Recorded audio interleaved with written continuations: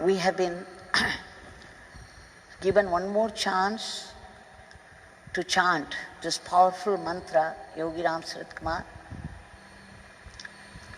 We have been going through incident after incident which depict the glory of His name, the glory of the divine grace. Here is one more incident which illustrates how Bhagwan's Nama came to the rescue of a research scholar.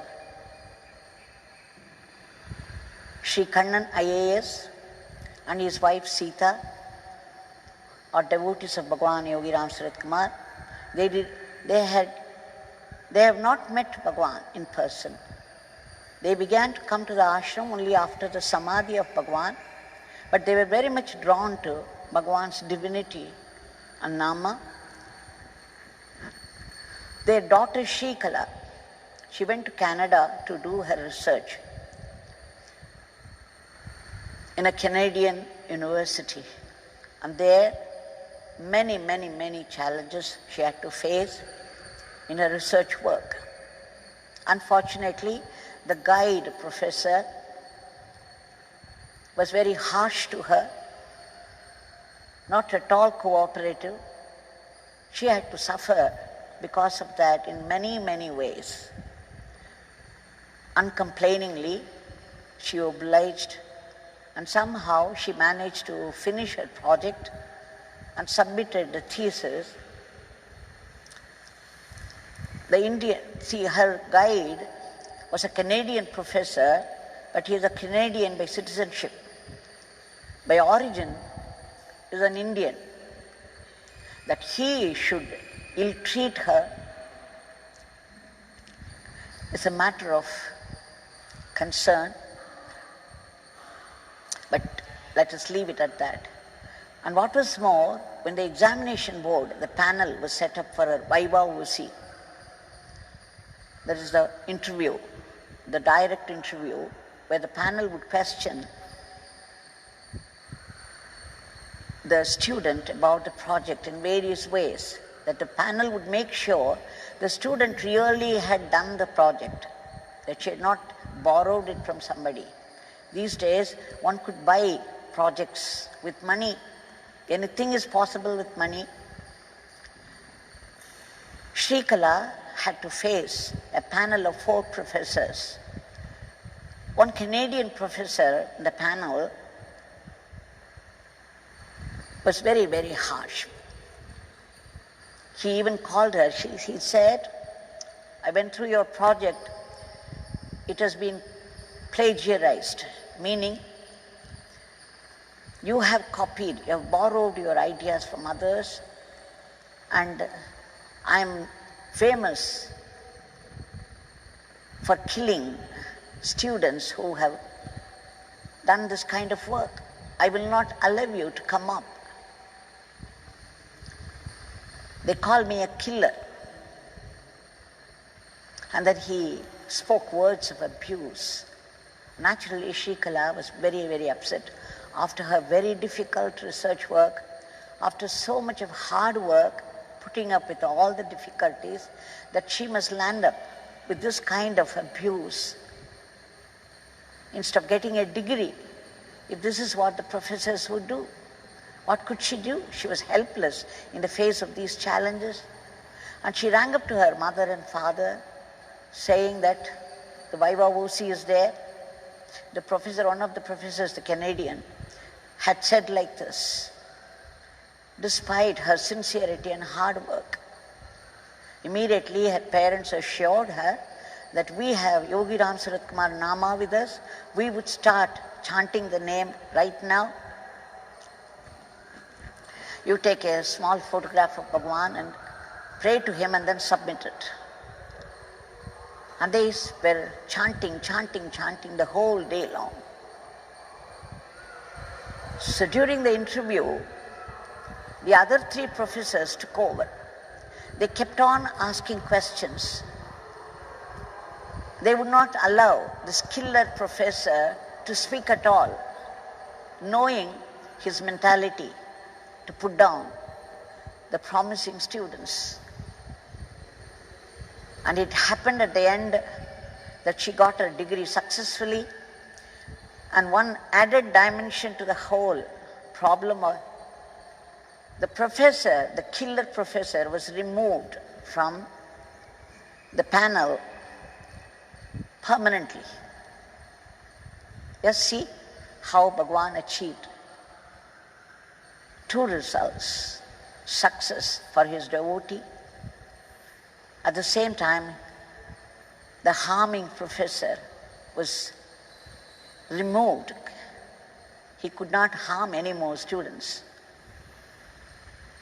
This is the way Bhagwan comes to the rescue. His Nama. Nama is Nami. The name and the named are one and the same.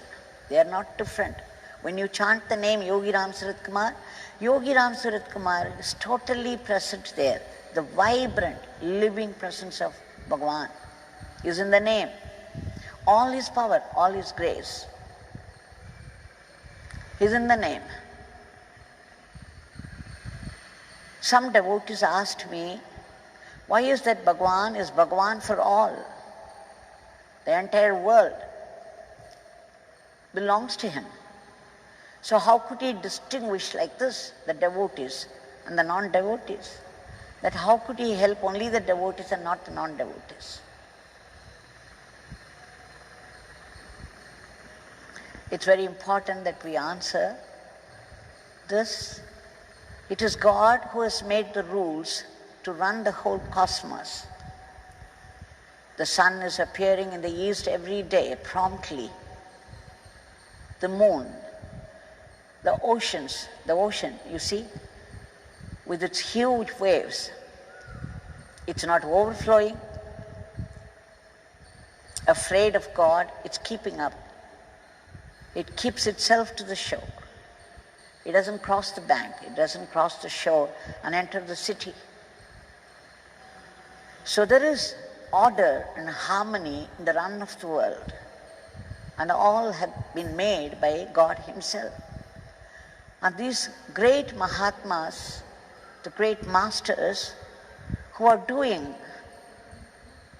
carrying out the divine plan, they are the custodians of the divine plan, and they will not bring about drastic changes in the run of the world because they know that the rules have been made by God himself and they are one with God. How can they break the rules which they make? But there is an exception. There's a place for grace.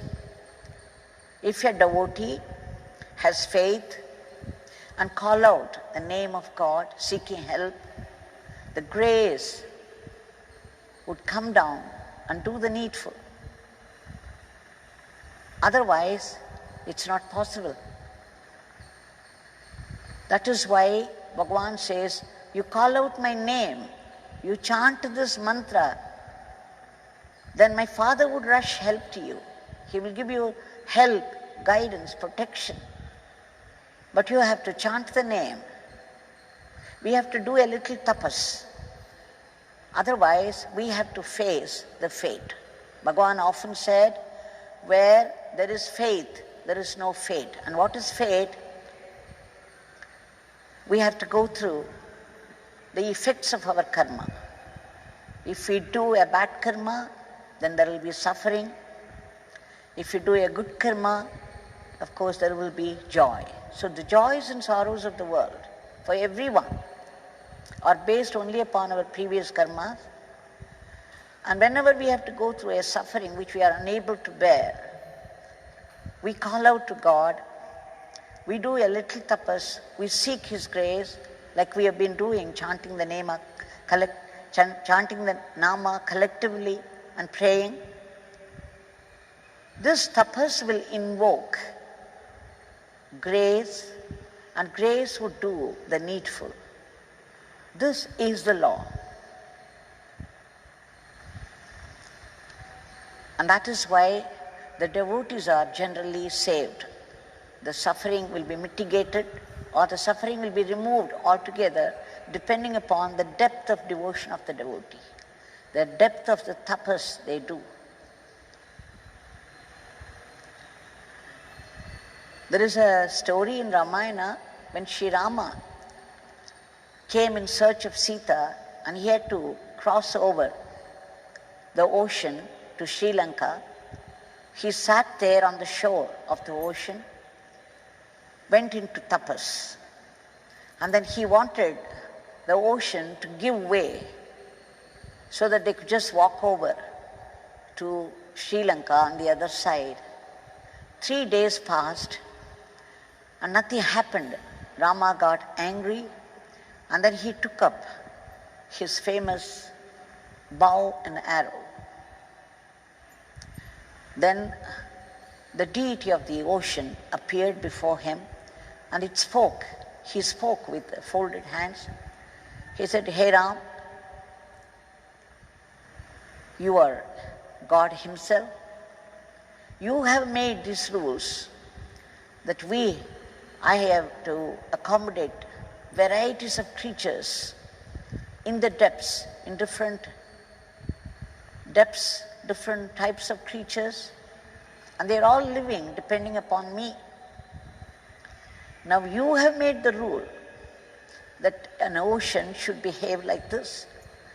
So I am doing according to the nature, according to your rule. Now you want me to contain water on either side and give way in between. How can I do it? You are breaking the rule which you have made, and you know it's not possible." And Rama understood the truth of it. Being Rama, Bhagwan, he understood the truth of that and immediately became calm. And then the deity of the ocean himself suggested a different way out.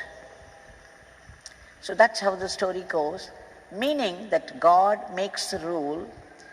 If he has to break it, especially without any invocation on the part of the people, it will not be right. And that is why we have to chant the name and invoke grace.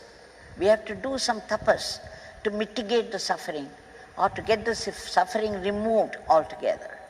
So today, and we have been chanting Yogi Ramsuratkumar Nama for so many days now and been offering our prayers also at his feet. He is here right in front of us with his raised hand in benediction. So we shall submit our today's prayers knowing that this Nama chanting is absolutely necessary and this prayer is absolutely necessary. Bhagwan,